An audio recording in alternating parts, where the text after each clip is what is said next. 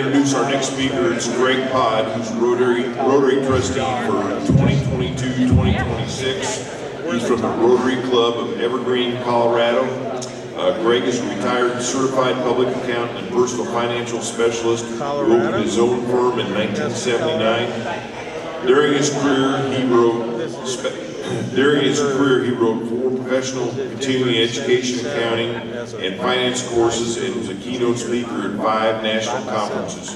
Greg has taught many courses as a guest professor in the master's degree in taxation program at Arizona State University and has made presentations to more than 20,000 CPAs and chartered accountants worldwide. He was also president and owner of a firm that specialized in metal fabrication for the telecommunication industry and of an international healthcare software development firm. Greg joined Rotary in 1982. He has served Rotary International Director during the 2024-2026, accumulating in his service as Vice President of Rotary International in 2016. During his time as Board of Directors, he chaired committees including the Audit Committee and the Board Council of Legislation Advisory Committee. He also served on the Operations Review Committee and the Rotary Foundation's Investment Committee, among others. As a Rotary Foundation Major Gift Advisor, Greg organized his district's $1 million dinner, which raised more than $3.1 million in one night. Currently, Greg is serving the Rotary Foundation as a trustee for the terms of 2022 to 2026. He is the incoming Vice Chair of Rotary Foundation Trustees. Fun fact, Greg will have served Rotary at the number 2 position both on the Rotary International and Rotary Foundation. He enjoys applying his professional knowledge and his skills to help Rotary clubs, districts, and zone leaders resolve funding questions. He says, there is an education gap out there we're dealing with in the finances of Rotary at all levels, and I'm glad to have served as a go-to person for these questions. Greg has received the Service Above Self Award and the Rotary Foundation Citation for Meritorious Service. He and his spouse Pam and are major donors and members of the Arch Clump Society, the Quest Society, and the Paul Harris Society. So let's welcome Greg.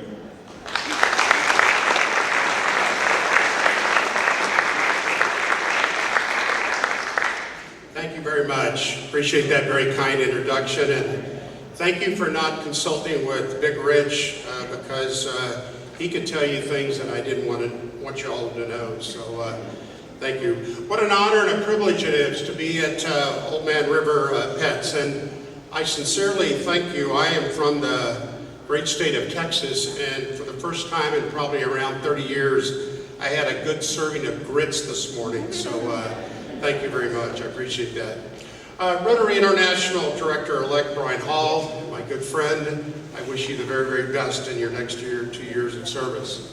District governors, just past district governors, Rotary coordinators, district governor-elects, district governor nominees, Rotary Club president-elects, my very best to you as you unite for the good, Rotary friends and family of Rotary. One of the activities that my wife and I enjoy when we have some spare time is to watch a good movie.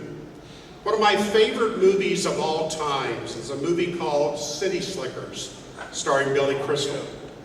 I especially like the scene where Billy and Mitch Curley are riding down that dirt road, and the conversation goes something like this. Do you know what the secret of life is? No, what? This. Your finger? One thing. Just one thing. That's great, but what's the one thing? That's what you gotta figure out.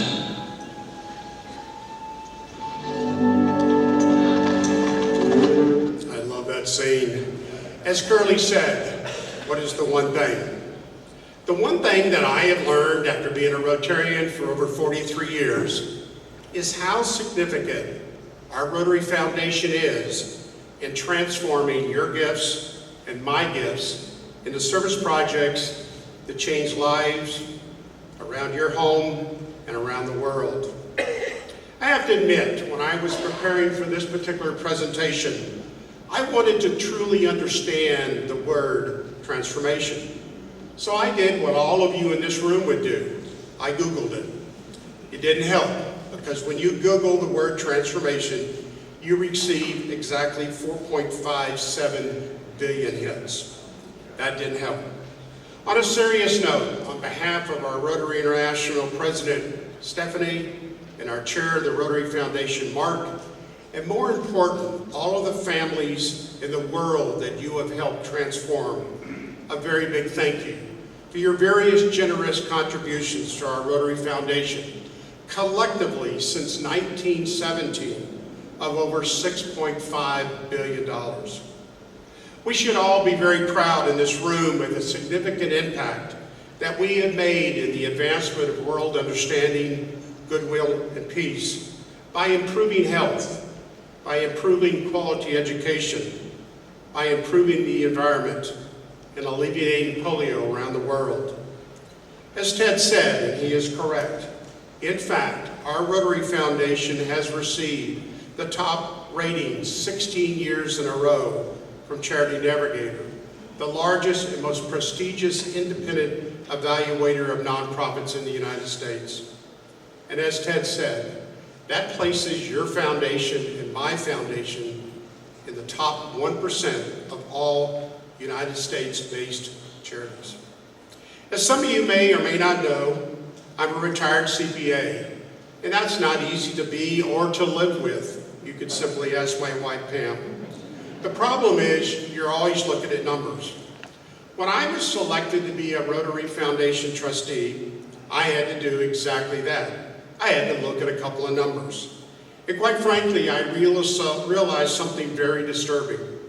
I discovered that only 39% of all Rotarians in the world give to our Rotary Foundation. I also discovered something even more disturbing. Only 13.5% of all Rotarians in the world give to our Polio Plus program with the purpose of eradicating polio.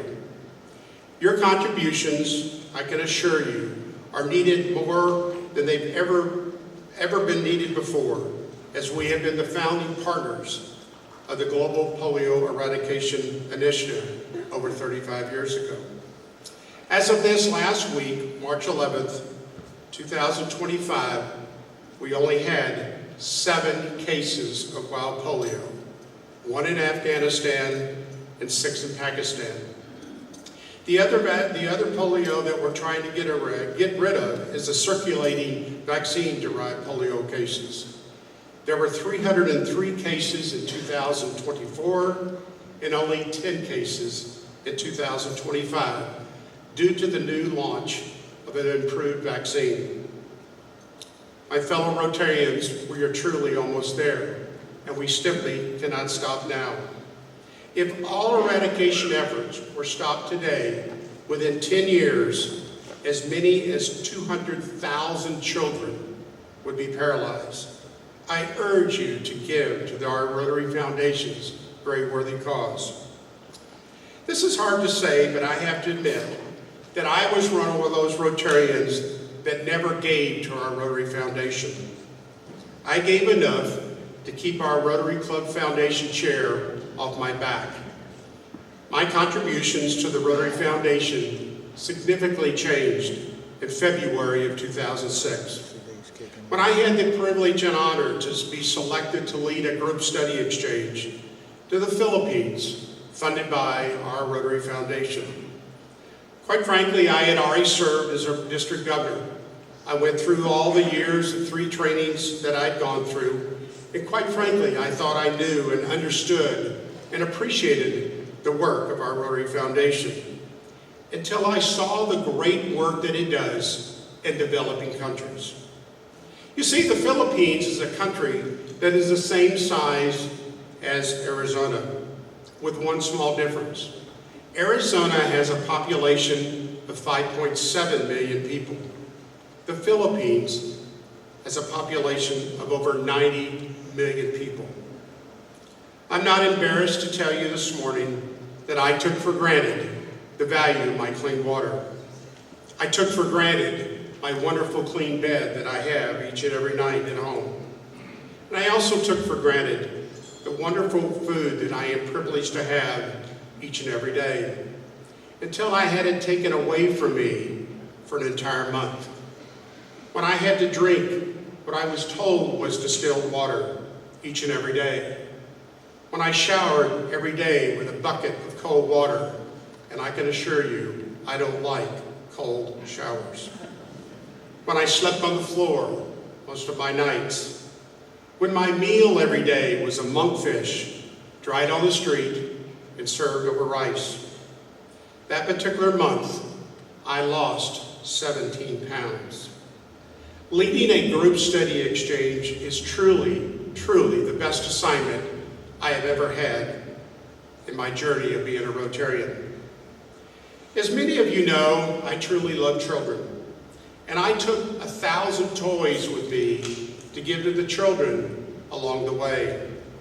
Our team gave 46 presentations in 30 days while we were traveling in the Philippines. And you can imagine, we saw millions and millions of children. Many times the children would come up to me, they'd pull on my shirt, they'd pull on my pants. Something quite frankly I never really got used to. I thought they simply wanted my toys. My Rotarian host says, they simply want to touch you. You see, you're a God to them. You bring hope to them. Think about that obligation. As all of you know, I'm not a God. I'm a Rotarian, just simply like you. One day our team was taken to a Rotary project in a distant village. The small local club was providing everything for this community. They were providing the food, the clothing, the water, the restroom facilities, a school, and even medical care. During the visit, I became surrounded with approximately 40 children in an open field, when a beautiful, beautiful little girl, I wish I knew her name, came up to me, and she grabbed my hand, and she placed it on her forehead, and she put it back down. I asked one of my local Rotarian hosts what she was doing. With tears coming down his cheeks, he said, she gave you the only gift she could ever give you. She blessed you. Then all of the other children ran up to me and gave me a blessing. I'm not embarrassed to tell all of you this morning that that little girl and her little act of incredible kindness has changed my life simply forever. I know this sounds strange, but I realized that very day that our actions, no matter how small, and the actions of our Rotary Foundation do create lasting change across the globe, in our communities, and especially in ourselves. Though those actions, no matter how small, do make a difference in the lives of others. Try this sometime. Ask your children, ask your grandchildren, what do they remember most about their childhood? Their answers can be quite surprising. They simply remember events that have long been forgotten, simple moments that just happen as part of normal life, that they create profound memories. One day I asked our youngest son, Brian, he's now 40, I asked him what he remembered most about his childhood. I knew it had to be something cool. It had to be one of our wonderful annual family vacations that we took each and every year. None of them made the list.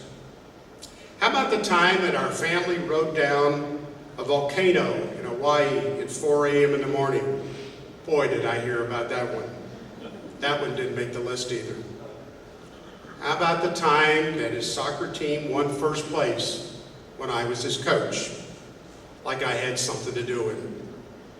How about the time that he caught a 28-pound king salmon in British Columbia? Being from the state of Texas, I told him it was a 50-pounder. None of those items even made the list.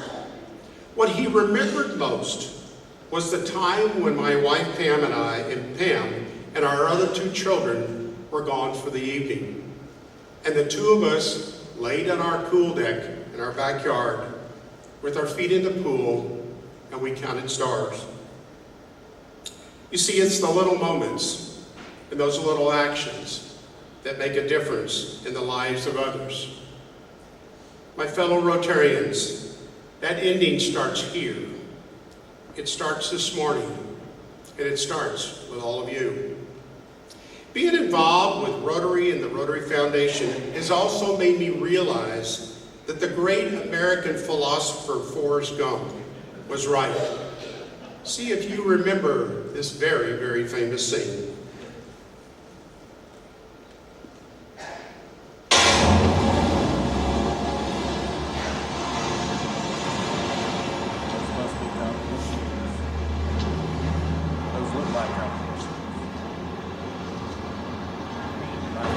Hello, my name's Forrest Gump.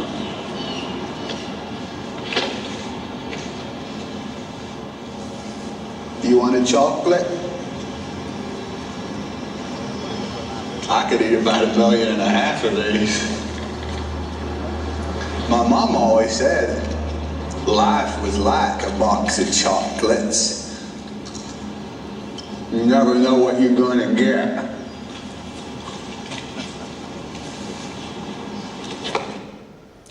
Yes, Forrest Gump is right.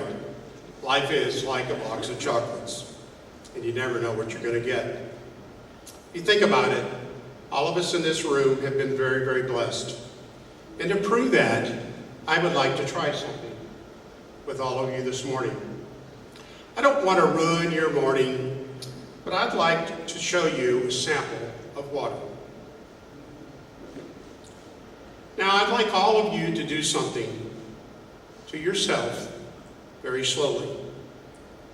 Count to 8, beginning right now.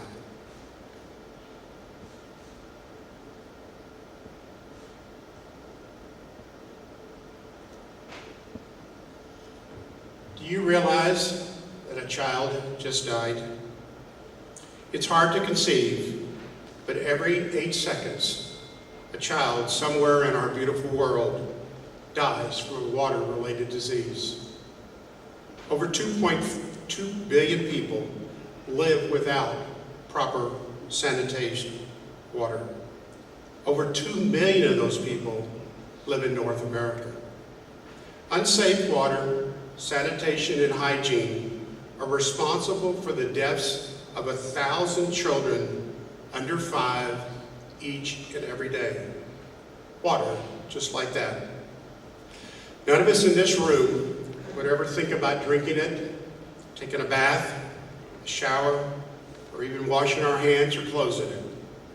And just think, our Rotary Foundation has 6 other areas of focus that you can contribute to make a difference. You know, making a difference with our Rotary Foundation, yes, does start with a contribution. But it also starts with utilizing the greatest asset that Rotary has. And that is our global network of individuals wearing this simple emblem called a Rotary pin. Individuals that invest their time, their money, and their talent into our priorities. I'd like to share a story with you of how important this Rotary network is in working with our Rotary Foundations. One of the things that I love to do outside of Rotary is play a game of golf. I try to play a round of golf with some friends of mine that I would like for all of you to meet. They are brothers, Joe and John Gilbert. One is a lawyer and one is a CPA. Quite frankly, a very, very dangerous combination, especially on the golf course. You know, Joe is not the best golfer in the world, but we need Joe because he books all of his tee times on his credit card. Years ago, I was playing in a small tournament that was organized by Joe. Knowing that I was a Rotarian, Joe introduced me to another Rotarian that was in the other foursome. His name was Mike Ryan from the Park Ridge Rotary Club in Chicago, Illinois. Mike and I, like all Rotarians, described our Rotary clubs and we bragged about our various club projects and our district projects. Mike said that one of his club projects was building homes in Haiti with Habitat for Humanity. During the conversation, Mike introduced me to his friend, a retired non-Rotarian, Dr. Dennis Gates. We traveled to Haiti each and every year, several times, to help wherever you could. Dr. Gates began to describe a little boy named Benjamin. Even though I've never met Benjamin, I'd like for all of you to meet Dr. Gates, Benjamin, and Benjamin's mom. Dr. Gates said that Benjamin was 7 years old. He had blue lips, blue fingernails, and he was gasping for breath. He simply was going to die very soon. Dr. Gates had been working for over 2 years to try to get Benjamin some help, with no luck at all. I responded to Dr. Gates. Benjamin had a congenital heart defect. Dr. Gates looked at me and said, "Are you a doctor?" I said, "No, I'm a CPA." He said, "How would a CPA know what a congenital heart defect is?" I told him that I had the honor and the privilege of serving on the board of directors of an organization called the Gift of Life. An organization that is a Rotary project that was started back in 1974 by one Rotarian named Tony Zeno in the Manhasset, New York Rotary Club. An organization that was started by one Rotarian in one Rotary Club that today has provided over 40,000 free open heart surgeries. Again, if you do a little bit of math, assuming that a heart surgery costs $100,000, which it doesn't, this Rotary organization started by that one individual has provided over $4 billion of service to children who simply needed our help. Dr. Gates says, and I quote, "Rotary does hearts?" I said, "Yes, Dr. Gates, Rotary does hearts. In fact, we impact millions of children around the world." I asked Dr. Gates to please send me Benjamin's medical records, especially his echocardiogram. Again, he was impressed that a CPA would know how to pronounce echocardiogram. I told him I couldn't spell it, but I could pronounce it. After receiving Benjamin's medical records, I sent them to 8 chapters of the Gift of Life program that I was aware of. A past district governor I have known for many, many years, Robbie Donato, of the New York Gift of Life, immediately wrote me back to inform me that their chapter happened to be in Haiti with funding from our Rotary Foundation. They had a surgical team down there. They were performing open heart surgeries on children from Haiti. Robbie asked me something very simple. Is there any way that you could find Benjamin and bring him to the clinic to be evaluated as soon as possible? I called Dr. Gates back and asked if they could find Benjamin and have him and his family visit the clinic in Port-au-Place that particular week. He said, and I quote, "Greg, you are nuts." I've been told that before. You see, things don't move very fast in Haiti. Benjamin is in the village of Lagan, 8 hours away by travel on dirt potted roads. That particular week, I happened to be in Evanston for an investment committee meeting, and I was sitting next to a past Rotary International director who became a future president and chair of our Rotary Foundation, Barry Rassin. Part of Barry's responsibility, as you can imagine, is Haiti. I told the story to Barry that I needed to get Benjamin to the clinic. Barry immediately sent some emails to his Rotary friends in Haiti. Lo and behold, the father is located by Rotarians. And yes, they are willing to bring Benjamin, his mom, and his dad to the clinic. But they have no transportation. So Barry makes more contacts with Rotarians in Haiti. They found a car, but they have no gas. More Rotarians in Haiti are contacted. They find a Rotarian that has some gas. As some of you know, gas is delivered in developed countries. It's sold and delivered in Coke bottles. They put the gas in the car, but the car won't run. More Rotarians in Haiti are contacted. They find a motorcycle. They take the gas out of the car and they put it into the motorcycle. And lo and behold, it runs. Somehow, some way, the family is on the way to the clinic. 3 adults, 1 child with a heart defect on 1 motorcycle. Can you simply pause for a moment and think of the fear and the hope of these parents? I think about Benjamin hanging on to the back. After 7 hours of driving in the dark, they arrive at the clinic at 8 a.m. Benjamin is evaluated the following day at 7 a.m. He receives his free open heart surgery, the last spot on the surgery schedule. You see, all of this took place in less than 2 weeks, all because of Rotarians and our Rotary Foundation wanted to make a difference and provide simple humanitarian service. Just recently, I communicated with Dr. Gates, and here's a current picture of Benjamin. The smile, quite frankly, tells it all. Yes.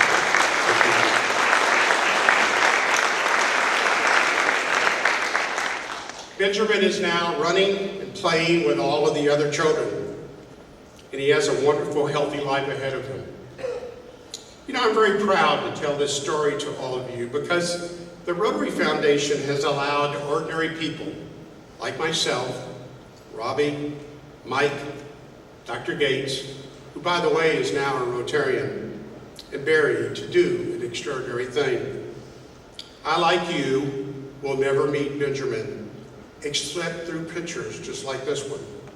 But what I do know is that our beautiful world is a better place because of our Rotary Foundation. You know, I hope someday that Benjamin becomes a Rotarian and he pays it forward.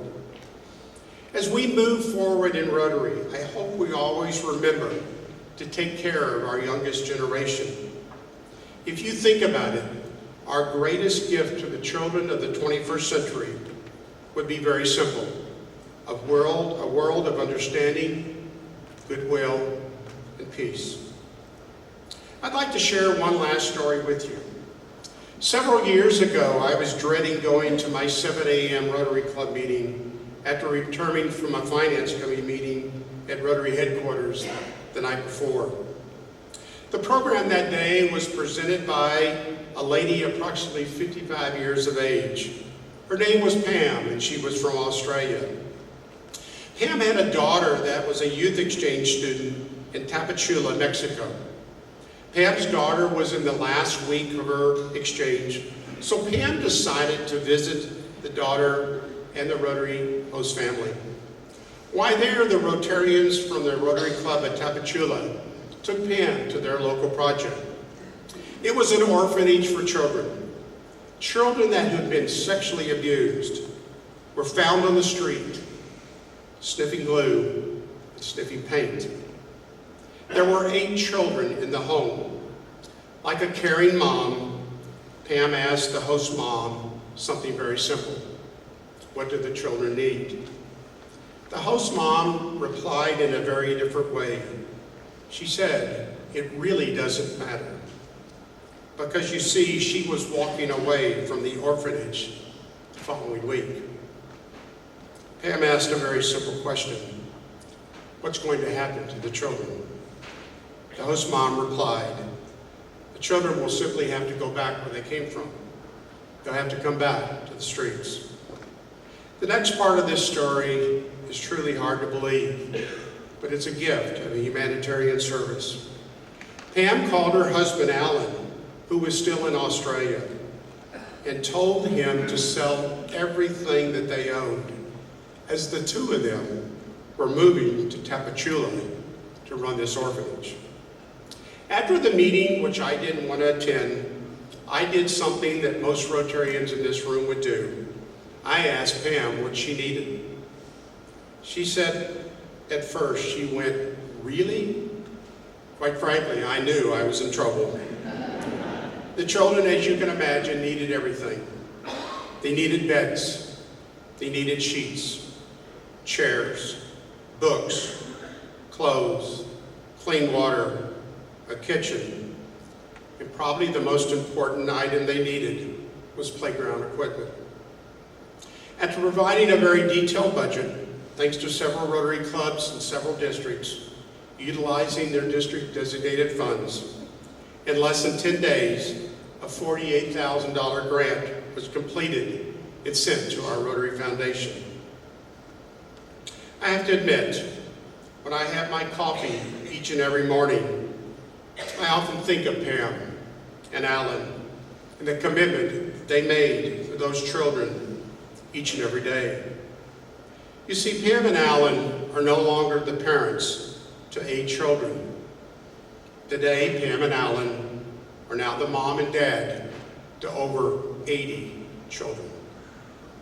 Can you say amen?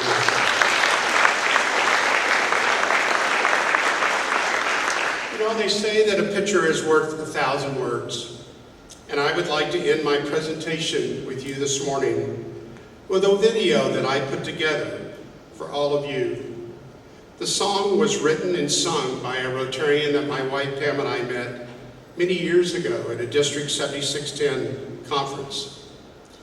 The video was put together to remind all of us that individuals under the age of 24 make up 35% of our population, but they make up 100% of our future. As you view the video, I ask you to do one simple thing. Look into the eyes of the children, and you will see what I have learned, that our Rotary Foundation is really a 4-letter word. That word is hope. We bring hope to millions and millions of children around the world each and every day. I hope you enjoy.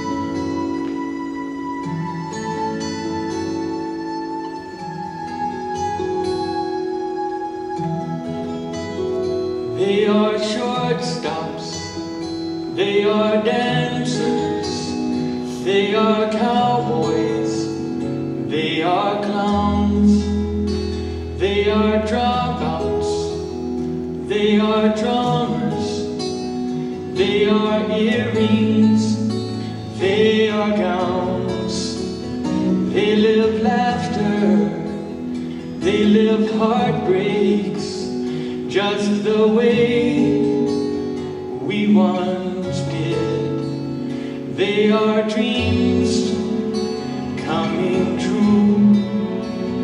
They are kids. They are skateboards. They're pretenders. They are romance. They are flirts. They are angels dressed in blue jeans. They are T-ball. They are dirt. They are jump shots. They are jokers. They are somehow just learning to live. They need someone to help them. They are kids. They are broken. They are fragile. They are lost and alone and afraid. They are searching for the signposts, for someone to show them the way. They need footsteps they can follow to help them stand up if they fall. They need shoulders they can cry on to help them make sense of it all. They need fathers, they need mothers, and others with wisdom to give. They are searching, simply searching. They are kids. They live laughter, they live heartbreaks, just the way we all did. They are dreams coming true. They are kids. They are dreams coming true. They are our kids.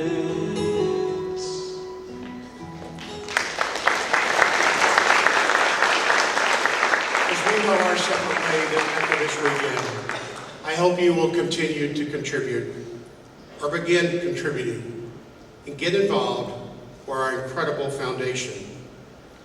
I want to thank Big Rich and Old Man Rivers Pets for allowing me to be here this weekend. Thank you for listening, and God bless you all for the work that you do for Rotary and our Rotary Foundation. Thank you very much.